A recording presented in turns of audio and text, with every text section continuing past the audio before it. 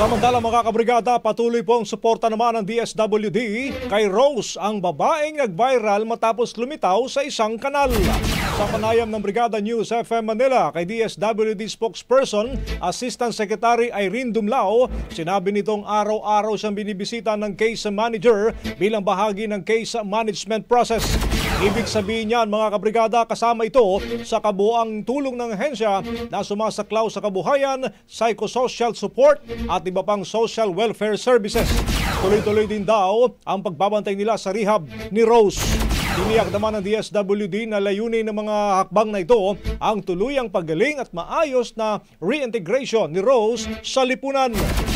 Well, nagpapatuloy po ang case management process kay Rose. Araw-araw po siyang binibisita ng kanya pong case manager.